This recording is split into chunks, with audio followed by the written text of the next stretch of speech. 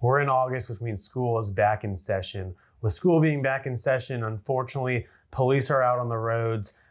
People are being arrested for DUI, criminal offenses. Even being in a dorm, your child can be arrested for domestic assault. Even just being a roommate, a classmate, being in the dorms together. So a lot of criminal charges can come about that have serious consequences, whether misdemeanor or felony. It can have serious consequences that last a lifetime if convicted. So our goal as criminal defense attorneys is to do everything possible to prevent college students from ruining the rest of their life from one bad mistake, one night out with their friends where they're arrested for DUI, for public intoxication, domestic assault, for drugs that officers now think that they're selling drugs based on a large sum of drugs being in their dorm or their car, whatnot. But in addition to the criminal charges, it also can have an effect on their schooling as well. Isn't that right?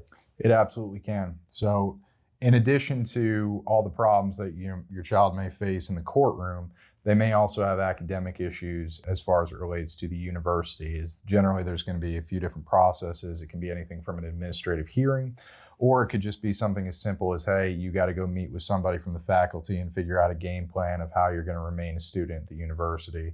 And these are all things that we encounter, being in a college town and dealing with students who are getting charged with criminal matters.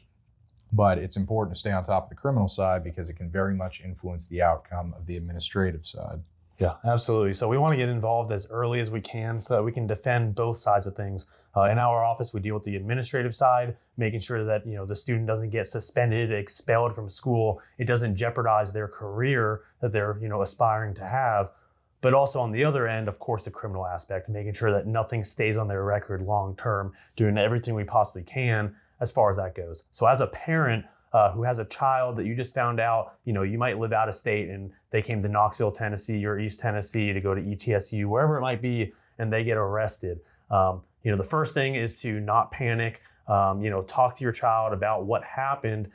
Get the details from them, not while they're in the jail, because all those jail calls are recorded and used against them, but reach out to attorneys, find the right attorney to represent them in their best interest, right? Because from there, we're able to investigate the case, get the evidence from the state, figure out what they're alleging and how they're alleging it, and try to find some holes in that case, right?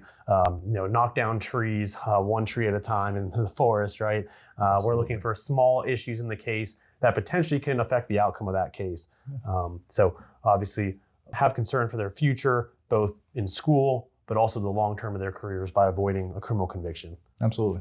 And then making recommendations to help out with the administrative side as far as whether it's doing an assessment or doing various classes, anything we can do to try to mitigate the damage of having to go before a university disciplinary panel or one of the other ways that they bring your child in. Yeah. So it's important to get on top of it early, be able to gather the evidence for the criminal side, but then also being able to go down and assist your child while they're down at the university for whichever university's administrative hearings.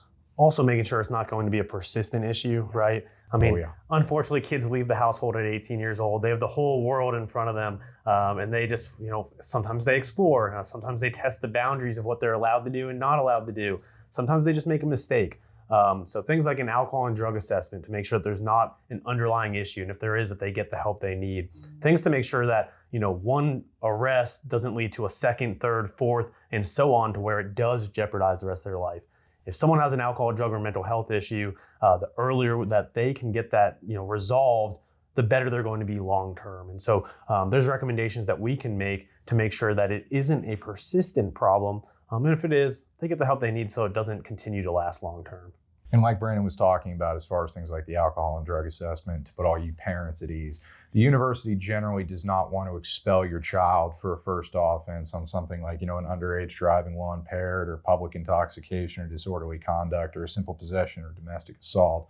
But the school is definitely going to have some concerns. So really what our goal is by doing those recommendations and by demonstrating that the student and your child is, putting their best foot forward and getting on top of any issues, generally the university is not going to be trying to expel them, but it's one of trying to make sure that they are absolutely not.